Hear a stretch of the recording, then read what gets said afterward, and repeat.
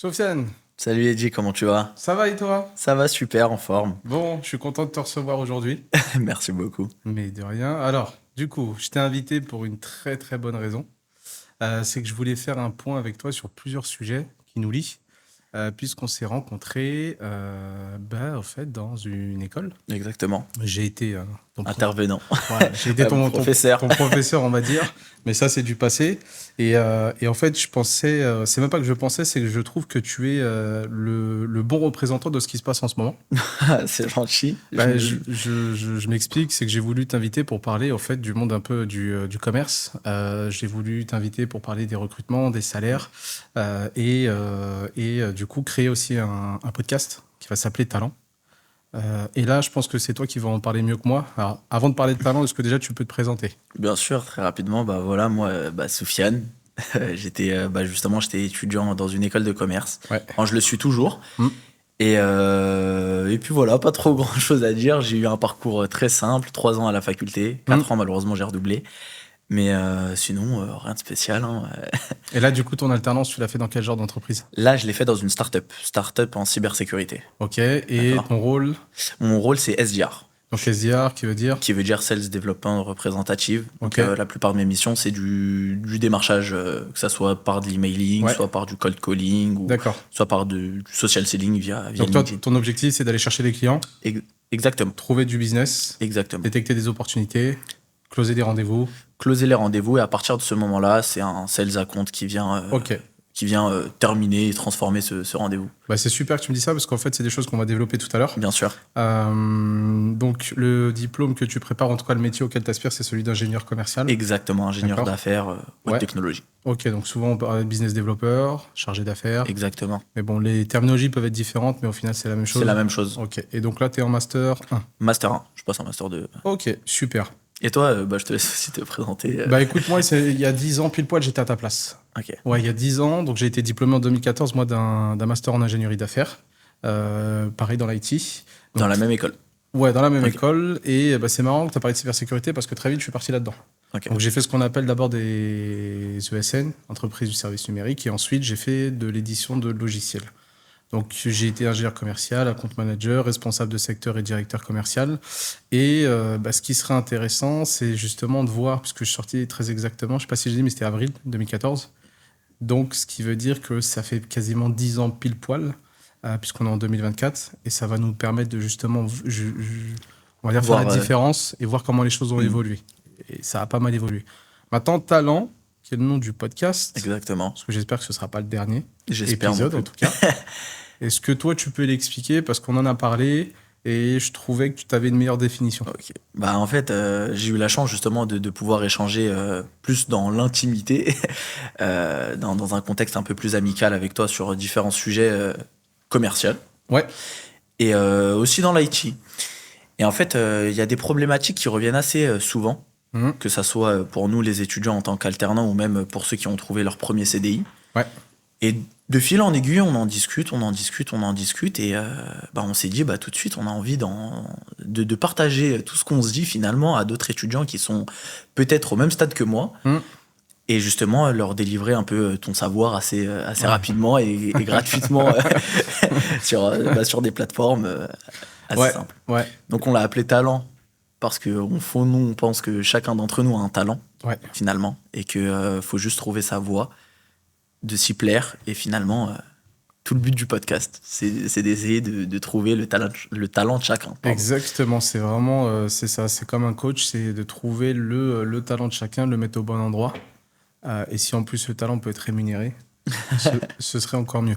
Tu as parlé d'étudiants, mais je pense qu'on pourrait peut-être l'élargir parce que autant j'ai beaucoup de sollicitations d'étudiants, mais autant j'ai beaucoup de gens qui ont des profils plutôt confirmés, voire seniors, qui me posent aussi certaines questions et qui sont assez récurrentes. Donc l'objectif aujourd'hui, c'était finalement de reprendre toutes ces demandes et d'essayer de les synthétiser et de faire une pierre, je ne sais pas combien de coups.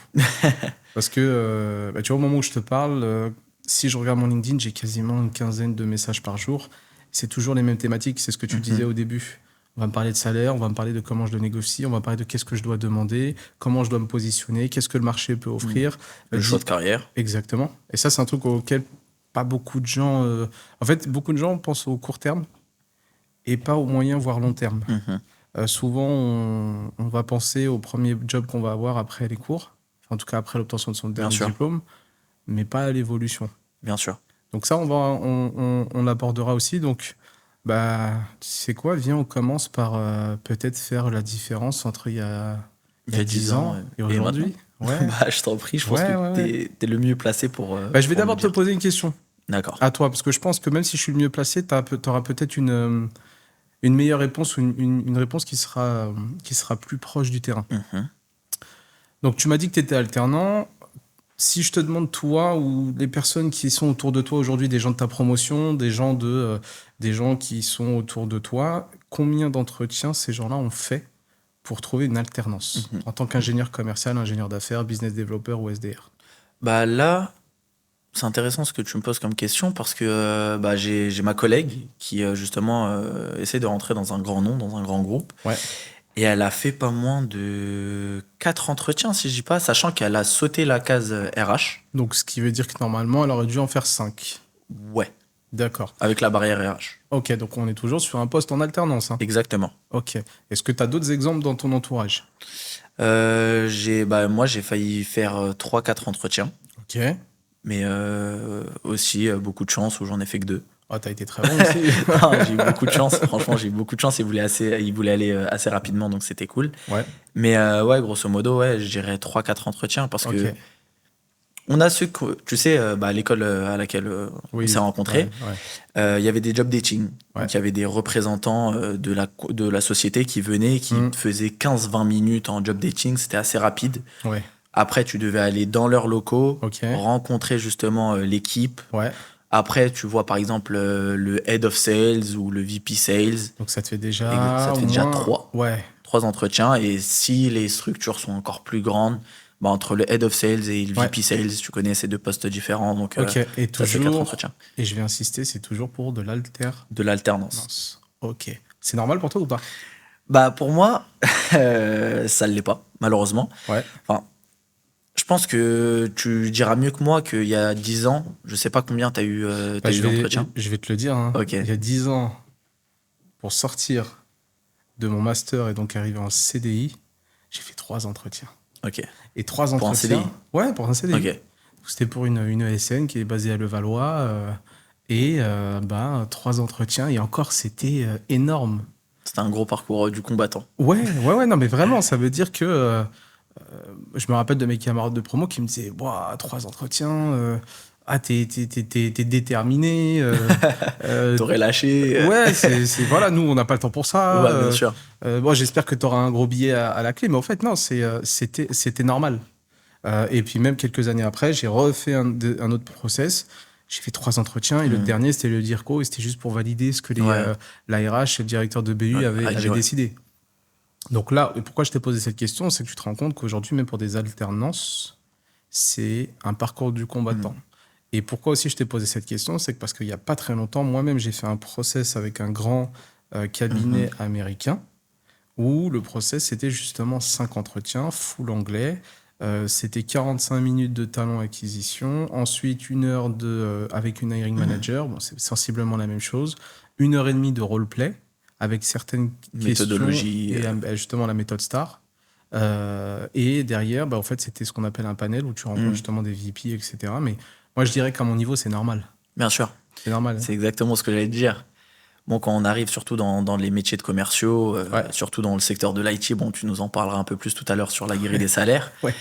Mais quand on voit des salaires à 6 chiffres annuels, pour moi, c'est normal qu'une société fasse passer au moins 4, 5, 6 entretiens bien définis pour savoir au moins qui a l'embauche. Pour moi, c'est légitime. C'est légitime. Honnêtement, j'ai aucun mal avec ça. Donc, pour être totalement transparent, on était sur un package sans négociation à 150 000 euros. Ah bah tu vois. Donc, pour moi, c'est normal. Un sales, c'est ce que j'ai toujours dit, c'est un ROI sur patte. Donc, l'investissement, c'est ton salaire, ton variable. Le retour sur investissement, c'est forcément la marge ou les marchés, les clients que tu vas apporter. Bah, c'est vrai. À ce niveau-là, moi, ça me dérangeait vraiment pas. Au contraire, c'était un super exercice et je l'ai adoré. Par contre, quand je vois des gens qui ont la vingtaine, qui sont pas forcément des aficionados du métier de l'IT, de la cybersécurité, de l'IA, du cloud, etc., Je trouve que c'est un peu dur, mais c'est obligatoire. C'est là où j'allais en venir, parce que tu sais, nous, en tant qu'alternants, on a la pression très rapide de chercher justement une société Hum, avant la rentrée scolaire, sinon tu loupes ta rentrée, et puis soit tu as une rentrée décalée, soit tu le fais l'année prochaine. Ouais. Ça veut dire que sur 4-5 entretiens, Hum, potentiellement tu fais ça sur 5-6 entreprises par exemple, ouais.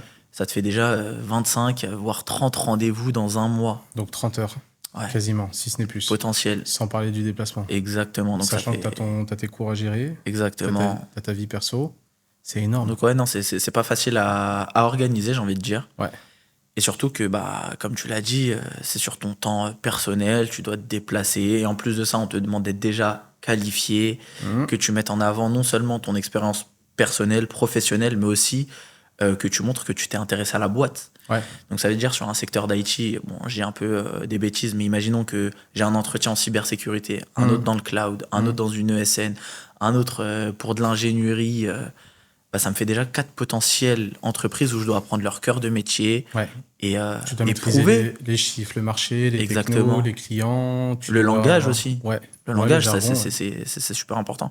Je me rappelle, moi, l'année dernière, j'ai été pris juste pour passer le second entretien, Hum, donc avec l'équipe. On l'avait vu, dans le job dating. Ouais. Donc j'avais fait le job dating, on m'a proposé un second entretien, donc je Hum, suis allé, etc., à la Défense et tout. Et en fait, c'était super compliqué pour moi parce que je connaissais rien en IT. Donc commercialement, de manière commerciale, j'aimerais bien qu'on m'apprenne le métier, qu'on m'apprenne aussi le secteur. Ouais. Il n'y a pas de souci, je percute vite, j'apprends vite et pourquoi pas Hum, montrer de quoi je suis capable assez rapidement. Mais les informations, des fois, sont assez difficiles d'accès, surtout Ouais. que les entreprises, surtout dans le secteur de l'IT, c'est des sites vitrines. hum. Il n'y a pas forcément des notions et un jargon très spécifique. Bah, ce jargon, tu l'auras une fois que tu seras dans l'entreprise. Exactement. Et ce qui est marrant, c'est que moi, je prends souvent cette comparaison avec les videurs qui te disent, ouais, c'est pour les habitués. Mais si je rentre pas, Comment tu veux que j'apprenne? et comment tu veux que je sois habitué? Exactement. Donc, le problème, c'est que j'ai 20 ans, mais tu me demandes 30 d'expérience. Exactement. En fait, pourquoi on parle de tout ça et pourquoi je t'ai amené sur ce sujet-là, c'est de parler de cette préparation. C'est pour parler de cette préparation. En fait, aujourd'hui, tu peux plus te permettre de faire un CV lambda. Tu peux plus te permettre de le poster sur des job boards. Tu peux plus te permettre d'attendre un job dating. Bien sûr. Parce que la réalité, c'est qu'un job dating, tu le subis puisque tu ne le choisis. Je suis d'accord. Tu vois. Et C'est du hasard. quand bien même tu as des super entreprises, tu les connais pas. Tu les connais pas. Ça veut dire que sur le papier, ça peut être très beau. Tu Mais sais quoi? Ouais. C'est parfait ce que tu dis parce que honte à moi. Je te jure, c'est une grosse honte, hein. Je sors de la faculté donc en économie et gestion. On m'invite pour un job dating et je tombe sur une boîte. Je ne la connais pas. Ouais. Je sors de l'entretien. J'ai été mal préparé. Tout est de ma faute. Je me suis mal préparé. On m'a mal expliqué comment se préparer à un entretien. Donc malheureusement, je parlais plus de moi que de l'entreprise. Ouais. C'était pas du tout évident. Et je sors, finalement, c'est Soprasteria, quoi. Genre, tu connais pas Soprasteria, c'est surtout dans le domaine de l'IT. Ouais. Ouais, revois tes Et bases, quoi. Ça a beau être une ESN, mais c'est quand même une très grosse ESN. Grosse ESN. Ouais. Ok, bon, j'avais quand même Capgemini, Atos, mais en dessous, j'avais pas. Ouais. Ouais, bah voilà, tu vois, ça typiquement, c'est des choses qui. Je pense que c'est ce à quoi va servir ce podcast. Exactement. Et donc, dans cette préparation, si je reviens, moi, 10 ans en arrière, bon, le réflexe qu'on avait, c'était effectivement du classique, tu vas chercher le chiffre d'affaires, tu vas chercher le dispatch des clients. Tu as 20-30% qui vont tourner autour de la banque, finance, assurance, tu as 10% sur l'industrie, etc., etc. L'offre, il fallait juste la citer, mais pas la comprendre. Ok. Parce qu'on savait qu'on était là pour apprendre. Sauf qu'aujourd'hui, limite, quand tu fais cet entretien, il faut que tu sois déjà capable de présenter l'entreprise comme si tu étais avec un client. Et donc, on n'a pas le choix, puisque le rapport de force, il est vers les entreprises. Et ça veut dire que, là, si on doit parler de cette préparation active, ton CV, il faut que tu l'adaptes. Aujourd'hui, la meilleure des façons, c'est, à ton avis, est-ce que tu penses c'est de faire un CV, de le balancer à tout le monde, ou de faire un CV pour chaque? Pour moi, Ouais. je faisais un CV pour chaque. Ok. Donc j'avais un template de CV. Donc pour chaque appel à candidature que tu trouvais. Exactement. Je changeais le titre. Parce que, comme tu l'as dit, il y a plusieurs noms sur ce métier-là. Il y a des gens qui vont appeler ça SDR, d'autres BDR, d'autres Ouais. vont dire sales représentative, inside sales. Et pour personnaliser un maximum ma candidature et montrer vraiment mon intérêt pour cette entreprise, changer vraiment mon intitulé de poste. Au lieu de mettre commercial, business dev, Ça prenait combien de temps? bah, c'était un peu chiant, je t'avoue. Ça prend facile 5 minutes. En plus, il faut changer aussi son intro. Ouais. Moi, j'avais une case intro où je l'ai changée. Bon, maintenant, avec ChatGPT, Ouais, ça ce que va. j'allais dire. Avec Un peu de ChatGPT, ça ChatGPT, va. ouais, c'est pas mal, ouais. Super, je prenais la candidature, je mettais toutes les qualités, copier, CTRL-C, CTRL-V sur ChatGPT, refais-moi Ouais. une intro avec ces qualités-là. Ouais. Il me la remettait, mais en moins, le RH ou le DRH qui recevait mon CV, dès l'introduction, savait quelle qualité je devais mettre en avant selon son appel à la candidature. Bah, tu vois, il y a 10 ans, ça, on n'avait pas besoin de le faire. Il y a 10 ans, tu venais avec ton CV. Il y a 10 ans, dans nos CV, c'était j'ai travaillé. Moi, je te le donne, mon CV, je l'ai encore en tête. J'ai travaillé au Stade de France. Je faisais la sécurité sur les parkings. Je restais debout de 8h du matin jusqu'à 18h le soir. Et ça suffisait. Je sais pas si ça suffisait, mais en tout cas, ça posait pas de problème parce qu'on me demandait pas de tout de suite être capable d'ouvrir des portes parce qu'on allait m'apprendre. Mais aujourd'hui, déjà, vous devez être stratège. Ton CV, tu dois le refaire à chaque appel Exactement. à candidature. Ça prend du temps. Ensuite, est-ce que tu as besoin de... Tu penses... Moi, j'ai la réponse. Hein, mais Bien sûr. je te pose la question de manière directe, mais est-ce que tu as besoin, à ton avis, de t'entretenir avec quelqu'un qui est déjà dans l'entreprise? Aller sur LinkedIn, parler avec quelqu'un qui a peut-être un poste d'AE, d'account exécutif, business manager. Ça, pour moi, c'est obligatoire. C'est un Combien must-have. le font? Combien le savent déjà?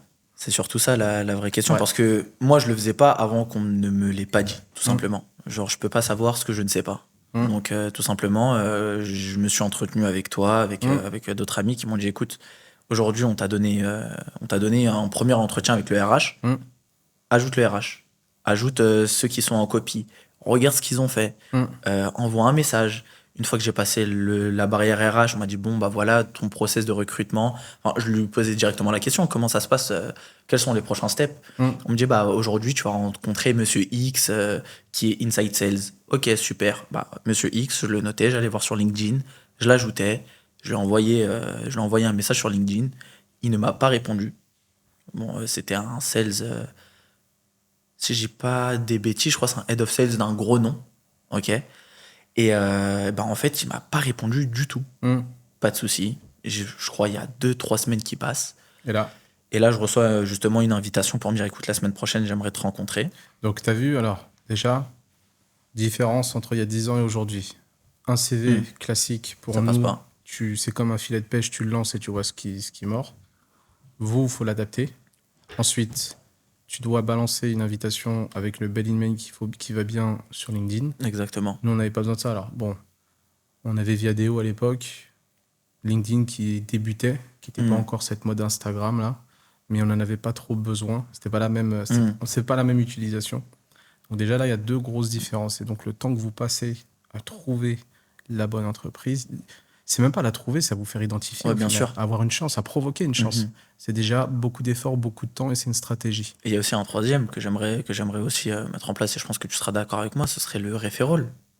C'est-à-dire que même si malheureusement tu peux expliquer rapide ce qu'est le referral parce que c'est juste ça va peut-être pas parler à tout le monde. C'est connaître quelqu'un au sein de son entreprise ou même créer une relation avec les personnes dans cette entreprise. Et il faut que cette personne, du coup, quand on parle de referral, c'est qu'elle pousse en interne ta candidature, ton profil.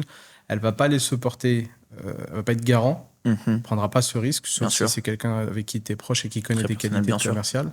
Mais c'est quelqu'un qui va au fait pousser ton CV dans une plateforme interne. Et là, tu vas avoir tout le service recrutement qui aura accès et tu vas passer au-dessus des autres. Et en fait, c'est là où tu vas être contacté parce que quelqu'un en interne t'a referral. C'est intéressant ce que tu dis parce que je me rappelle qu'en cours, tu nous avais fait aussi une petite liste en nous disant avant que le job apparaisse sur les réseaux sociaux, il passait sur plusieurs étapes. On demandait déjà en interne, je te laisse déjà expliquer si tu te rappelles. Ce qui est souvent dans le process, c'est que dès qu'il y a un poste qui va s'ouvrir, on va d'abord demander en interne si quelqu'un veut se positionner dessus. Donc, si les gens n'y vont pas quelque part, c'est que ça pue. Ou alors, c'est qu'ils sont très bien dans leur périmètre, donc pourquoi changer? Ce qui est compréhensible. Ensuite, on va demander, est-ce que dans votre... donc on va réseau. faire le referral, donc est-ce qu'effectivement dans votre réseau, il y a quelqu'un que vous pouvez pousser ou quelqu'un que vous avez identifié qui pourrait faire le job. Un camarade de classe. Camarade de promo, quelqu'un que tu connais, Voilà. quelqu'un que tu as Un ami. identifié. Oui, voilà, c'est ça. Sachant qu'il y a des primes pour les référents. C'est pas De gratuit. cooptation. Exactement. Et ensuite, si on ne trouve pas ça, très souvent, ce qui se passe, c'est que là, on va l'ouvrir à l'externe, donc sur LinkedIn. On peut l'ouvrir sur des job boards, Indeed, etc. Voilà. Mais déjà, tu vois, ça, c'est des questions à poser dans un entretien de recrutement. Pourquoi le poste a été ouvert? Pourquoi le poste il a été ouvert? C'est quoi l'historique sur 1, 2, 3, 4 ans? C'est quoi le chiffre d'affaires? Pourquoi la personne est partie? S'il y a eu un départ, ça a été quoi la raison de ce départ? Et du coup, si demain je dois arriver sur ce poste, qu'est-ce qui est attendu? Exactement. Et en fait, à partir de là, tu pourras... je vais te donner un exemple tout simple. Il y a 10 ans, quand moi j'ai démarré, en fait, on m'a donné un compte, un grand compte bancaire. J'étais super, moi j'étais heureux. Je me suis dit, waouh, super. Le roi du monde. Exactement. En fait, je me suis rendu compte qu'avant d'être le roi, il y avait beaucoup d'échelons. Ok. Donc, ce qui s'est passé, c'est que j'ai eu la part qui était éclatée du gâteau, la part qui était pourrie, parce qu'on était plusieurs sur ce même compte-là. Mais avant que j'arrive, en fait, le compte a explosé. Il y a eu pas mal d'activités qui ont été externalisées en Inde. Et donc, du coup, on avait perdu la moitié du chiffre d'affaires. Sauf que cette partie qui a été externalisée, la partie infrastructure, c'est moi qui l'ai récupérée. Et les personnes qui étaient là avant moi, ils ont rien. Ils ont pris les bonnes parts. Moi, je savais pas. Mais parce que j'ai pas posé les questions. C'est de ma faute, tu vois. Donc, j'aurais dû demander pourquoi, c'est quoi l'historique, qu'est-ce qui se passe avec ce compte. Et tu vois, si j'avais eu ne serait-ce que l'évolution du chiffre d'affaires sur les 3 années passées, je me serais dit ça pue. Par contre, ça a été une super expérience. Tu vois, je la regrette absolument pas. Mais c'est des questions qui peuvent te faire gagner du temps, voire de l'argent. C'est vrai, parce que comme tu as dit, maintenant, il faut aussi qu'on pense stratégiquement. Est-ce que c'est intéressant d'aller peut-être dans un grand nom, mais alors que le poste y pue? On peut avoir un territoire de merde, on peut avoir des comptes nuls, et ça arrive à beaucoup de commerciaux, finalement.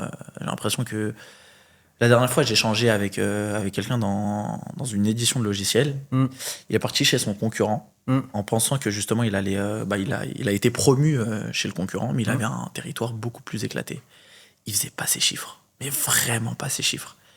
Et en fait, tu repasses sur beaucoup de remises en question finalement, et tu te dis est-ce que c'est moi, est-ce que c'est le territoire, est-ce que déjà ce territoire il n'a pas déjà été poncé avant moi, parce que finalement c'est aussi ça. Donc, c'est plein de paramètres qu'il faut prendre en compte et qu'on ne nous donne pas avant. Donc ça veut dire qu'en gros, on va essayer de récapituler pour pas trop perdre les gens, mais déjà, il faut regarder l'entreprise. Il faut regarder l'offre à l'intérieur de cette entreprise. Parce que tu peux être dans un grand logo, dans 2, 3, 4, 5 offres différentes. Des fois, ces offres sont issues de rachats. Mais finalement, tu ne vas pas t'éclater. Ensuite, il faut que tu regardes le compte sur lequel on va te positionner. Puisqu'il y a des comptes sur lesquels... tu vas avoir je vais la faire simple, mais à mon époque, celui qui était sur la banque d'investissement, il s'éclatait. Celui qui était sur la banque de détail, moi, la merde. Tu vois, j'ai pas de mal à le dire, et pourtant on gérait le même compte. Donc t'en as un qui sourit et t'en as un qui pleure. Donc même ça, faut tu vois, faut le. En fait, c'est un alignement de planètes. Ensuite, il faut regarder la relation ou peut-être le rapport de force que ton entreprise a au sein de ce compte-là ou de ce périmètre. Aujourd'hui, si tu es une technologie qui est plébiscitée, même pour un poste de BDR, tu appelles, tu donnes le nom, on t'ouvre les portes. Si tu es une techno qui n'est pas plébiscitée, qui est un peu old school, qui est perdue, qui n'a pas d'évolution, qui est en train d'être rejetée sur le marché, exactement. Ça va être un peu compliqué. Donc il y a tout ça à prendre. Ensuite, il faut que tu regardes ton manager. C'est dur, c'est très dur. Ça, c'est le plus compliqué. Tu sais quoi, je suis tombé sur une stat qui disait que justement, les gens ne quittaient pas l'entreprise, ils quittaient son manager. J'ai peut-être un conseil à donner ici. Je t'en prie. C'est plutôt quelque chose que moi je mets en pratique, c'est-à-dire qu'une fois que ton process de recrutement est terminé ou arrive à échéance, prends la peine d'organiser un déjeuner avec ton équipe. Et pendant ce déjeuner, en fait, déjà, il faut que tu regardes qui est dispo, qui ne l'est pas. C'est déjà un premier marqueur. Il faut toujours demander pourquoi les gens ne sont pas là. Si quelqu'un n'est pas là parce qu'il y a un rendez-vous client, bon, ça c'est légitime. Un congé, c'est légitime.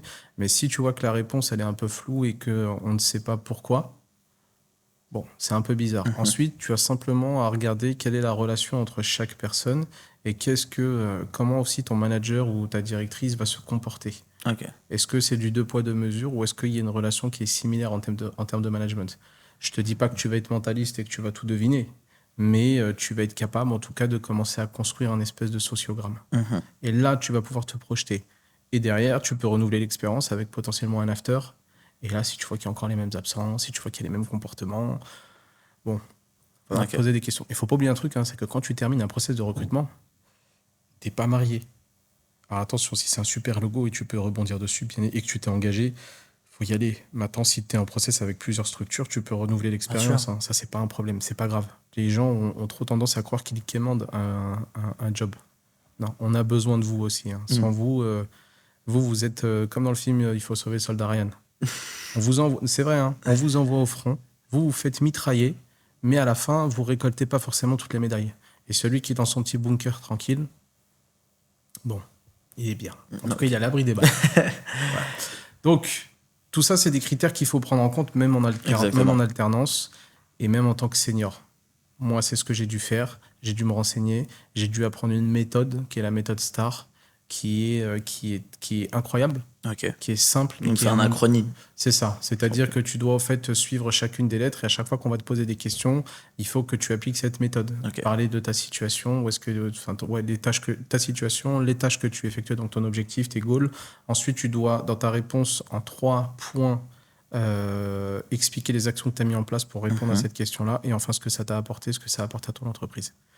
Et ça, c'est dur. Hein. Moi, je te dis la vérité, j'ai transpiré. Hein. Et je rigole pas. Surtout que tu as dû le faire en anglais. Ouais. Ah, mais c'était tellement violent que pour te dire que mon épouse est sortie parce qu'elle stressait pour moi. Ok, d'accord. Vraiment. Ok. Vraiment. T'as passé plus de temps à la préparation que pendant le. Ouais, j'avais des feuilles qui étaient collées partout derrière mon PC. Des fois, elle me parlait, je disais yes, but, mais en fait, j'étais en train de lire le truc, tu vois. Bon, elle a pas vu, mais. Franchement, c'était violent. Non, c'est compliqué. Et surtout que tu as des packages qui sont hyper intéressants. Donc, tu te fous aussi une petite pression en disant faut que j'ai ce poste, faut que je l'atteigne, faut que je fasse on est des commerciaux. Hein. C'est ça. On réfléchit avec l'ego. Hein. Exactement. Ouais. Donc, du coup, il y a un truc qui m'intéresserait. Tu sais, c'est quoi? Tu as parlé de package, c'est parlé des salaires. Je t'en prie. Donc, je vais te reposer la question. Toi, tu entends quoi autour de toi Alors, je vais être précis dans la question. Ok.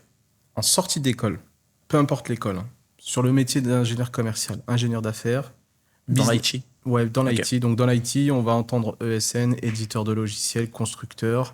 Je vais juste pas mettre dedans toutes les structures qui vendent du copieur, de la JET, parce que je ne connais pas ce métier. Ok. Mais en plus, c'est une autre convention, c'est pas du Syntex, c'est autre chose. Donc, sur un métier d'ingénieur commercial, SDR, BDR, qu'est-ce que tu entends? J'entends dans les alentours, enfin comme premier CDI. Ouais. D'accord. Comme premier CDI dans les alentours de.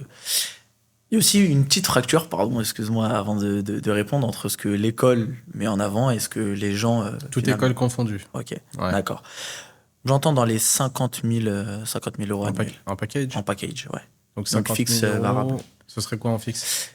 Tu sais quoi, récemment, je parlais avec un ami, il a eu 32 fixes. 30 000 euros de fixe. 30 000 euros de fixe ouais. Et 20 000 de variables. Ouais, c'est peu, hein. Ouais. Pour un bac plus 5. C'est pas arrogant de dire ça. Bien hein. sûr. Mais moi, c'est surtout que tu as le variable qu'il faut aller le chercher. Quoi. Ouais, mais même ton fixe, je pense qu'en fait, aujourd'hui, il est. Alors, il y a 2 manières de voir les choses. Si demain, tu as un entretien et que tu parles que du fixe, moi, je te recrute pas. Pourquoi? Parce que je vais me dire, ce gars-là, il va se concentrer sur le fixe. Il va bosser peut-être, il va y aller pendant sa PE, dès qu'elle est validée. Il va peut-être se reposer. C'est souvent ce qu'on pense. C'est intéressant ce que tu dis, parce que moi, si je suis en entretien et la personne ne parle que de variables, je me dis, ok, c'est aussi louche. Pourquoi ce serait louche? Parce que je me dis, le variable, finalement, c'est moi qui le fais. En plus, c'est toi qui me l'as dit. Ah, tu veux dire la personne, Exactement, le recruteur. Oui, ok, je comprends. La question, c'est à quel point il est atteignable, ce variable. Bien sûr. Tu vois, c'est ça, d'où le fait que tout à l'heure, on te disait l'alignement des planètes. Mais si ton variable est atteignable, bon, c'est cool, parce qu'au final, contrairement à la majorité des Français qui ont des salaires fixes, toi, tu as la main sur ton variable. Donc, tu peux augmenter ta rémunération. En plus, après, tu as des boosters. Exactement. Donc ça, c'est plutôt cool. Maintenant, si tu me donnes un package en sortie d'école à 60 ou 80 000 euros, mais que je vais jamais le faire et dans 3 mois, je suis dehors, en fait, celui qui a signé à 50, 60, il va peut-être finir à 66, 70, 80. Et moi, j'aurais fait quoi, 3 mois de salaire? Bien sûr. Avec une garantie de variable. C'est pas intéressant. Et toi, qu'est-ce que tu entends du coup par qu'est-ce que tu vois Moi, je vais te les donner les chiffres. Donc toi, tu me parles de 50. Ouais. Ok. Est-ce que tu entends juste une différence sur les éditeurs de logiciels? On vous dit souvent c'est la Non, voie moi je royale. t'avoue, je fais pas forcément la différence. La plupart Ok. du temps, je demande, on me dit voilà, dans ces eaux-là à peu près. Ok. Alors, donc j'ai publié une enquête il y a pas très longtemps sur LinkedIn. Je l'ai vu. Ouais, bon, j'ai vu qu'il y a pas mal de monde aussi qui l'ont vu. Il y a eu des déçus et des gens qui étaient plutôt alignés, mais l'objectif c'était surtout d'informer plutôt que de Bien convaincre. sûr. En fait, tu vas avoir pour des ESN françaises, en général, un fixe qui va tourner, qui va démarrer, on va dire, démarrer à 32, 33, Ok.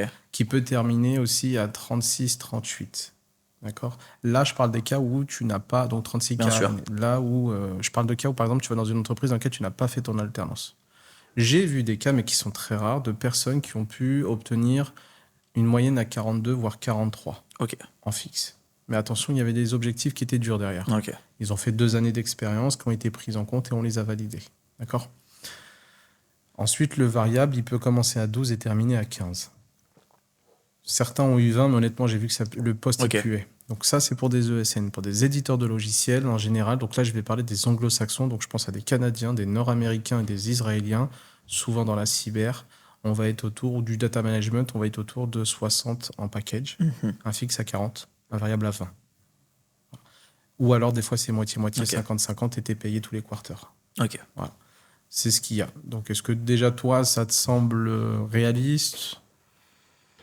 Bah honnêtement, tu sais, vu que comme tu disais, c'est un métier qui est assez bien payé comparé à d'autres métiers en interne. Hum.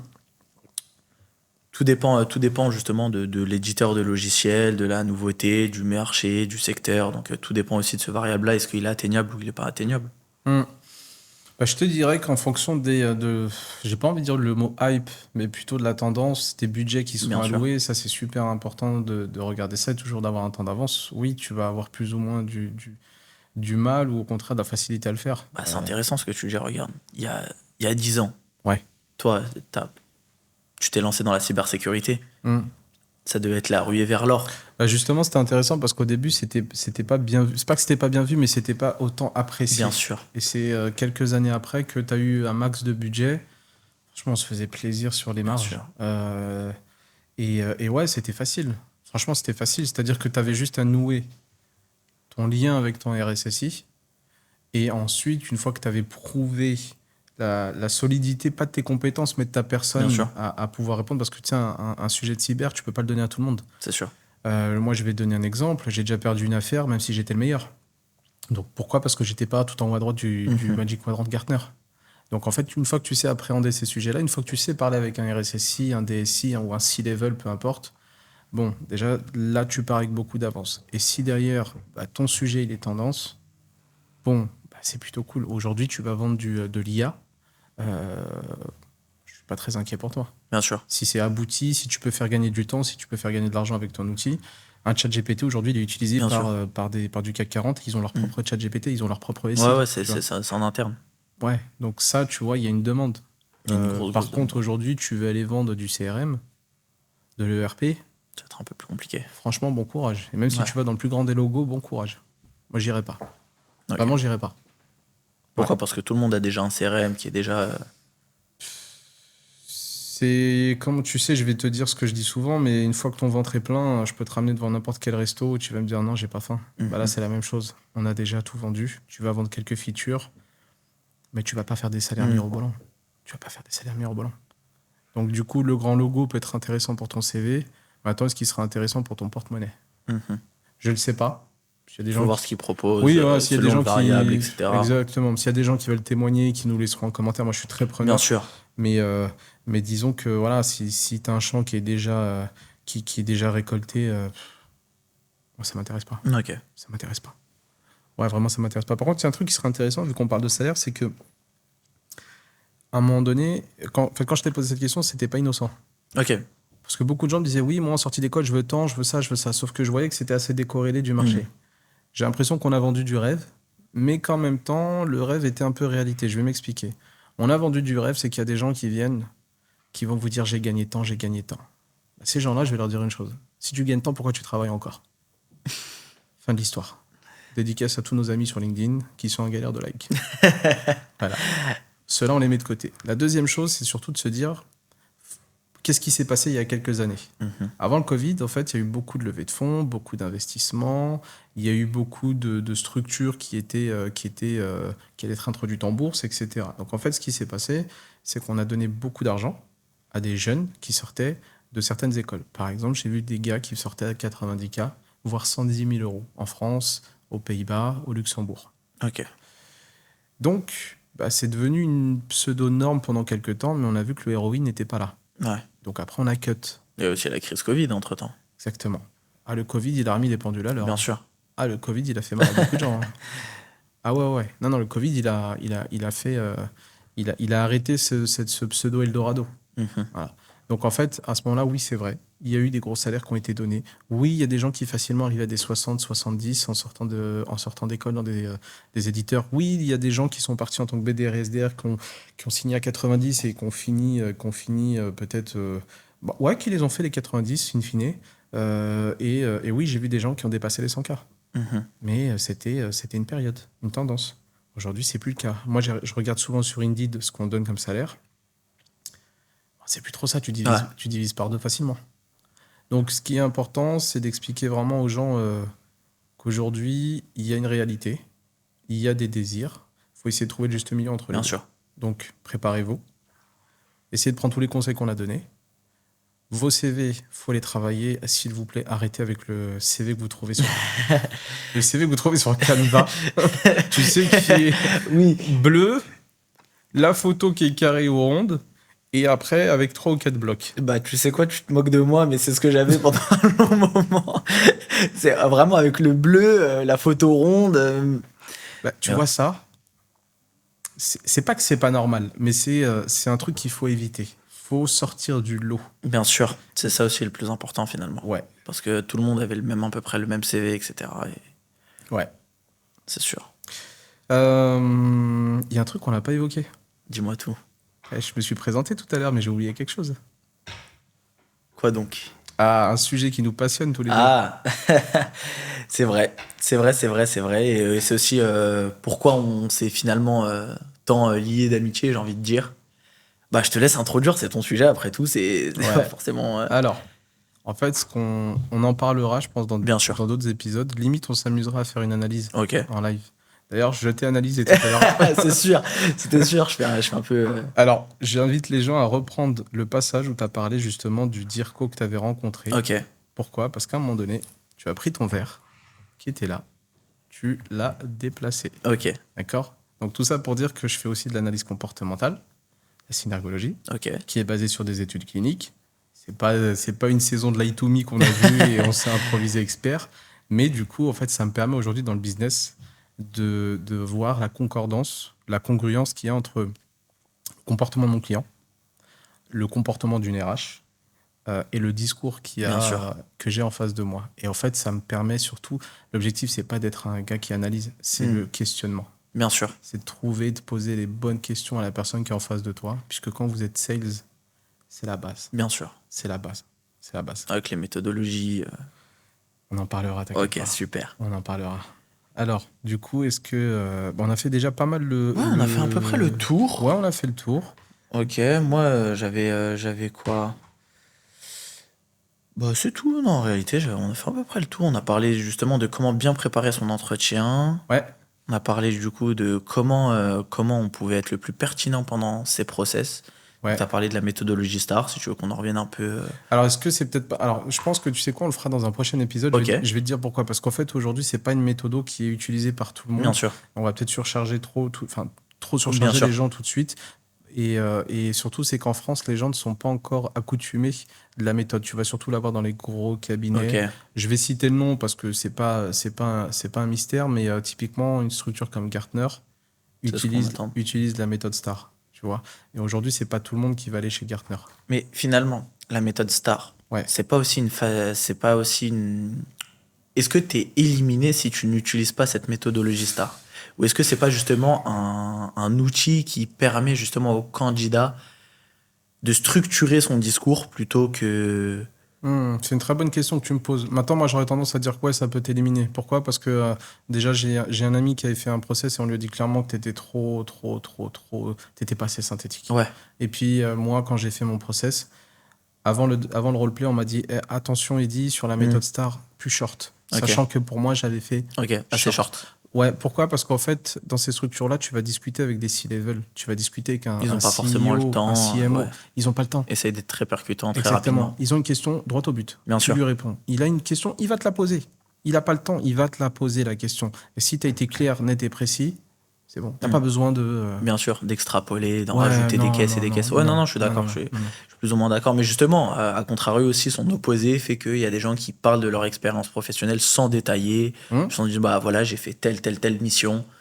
Enfin, Ouais, mais est-ce que c'est pas une manière aussi d'apprendre à, tu sais, finalement, au quotidien, à bien gérer tes échanges avec les gens? À bien doser? bah justement, moi je trouve qu'il faut le juste milieu. Entre moi aujourd'hui, Hum, je suis capable d'apporter tant de choses à l'entreprise. Pourquoi je suis capable d'apporter ces choses-là en entreprise? Parce qu'il m'est arrivé ça avant. Qu'est-ce qui t'est arrivé en entreprise? Plein de trucs. La gestion de conflit, par exemple. Ok. Je pense que la gestion de On peut conflit. faire un cut vite fait? Pourquoi je... Oui, forcément. Mais la Ok. gestion de conflit. Qu'est-ce que tu viens de faire? Mes yeux, mes mains, ouais. Non, t'as parlé, t'as dit, ok, il s'est passé des choses, tu as fait Ok. ça, et je t'ai posé la question, et on a parlé de gestion de... De conflit. Donc c'est pas quelque chose qui est agréable. Qu'est-ce que t'as fait? À éviter. Tu l'as écarté, t'as mis ta distance.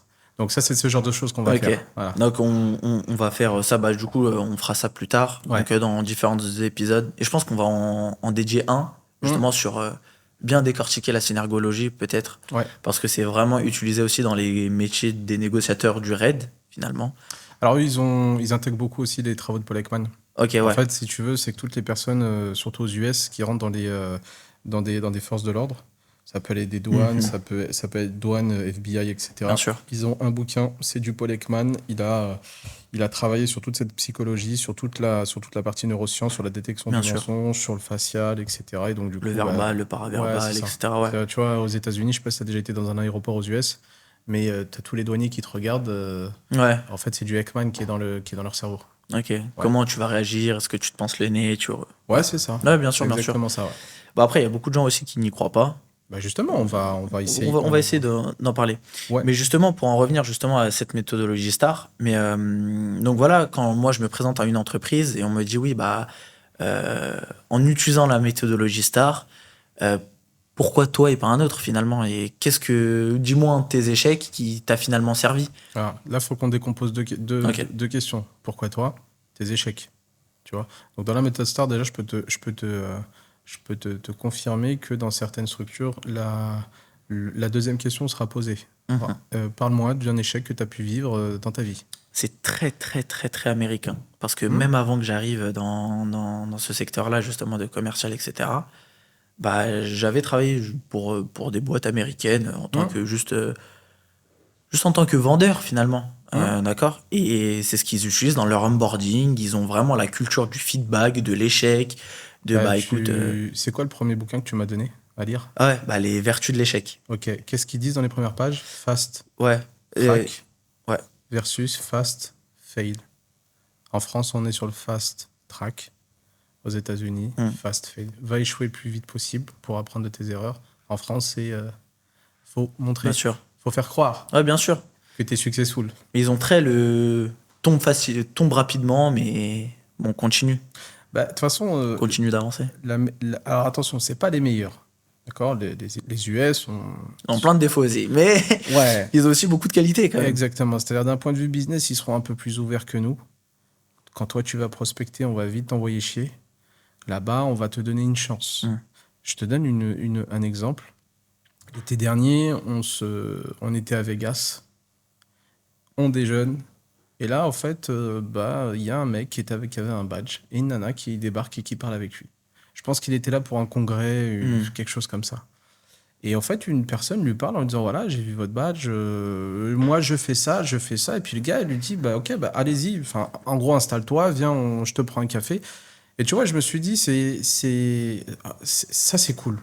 Ils ont la culture de l'échange assez Ouais, rapide. voilà, Ouais. ça veut dire, je vais au moins te donner ta chance de te présenter, de parler et d'essayer de me convaincre. Ça veut pas dire que je vais acheter, ça Bien veut sûr. pas dire ça.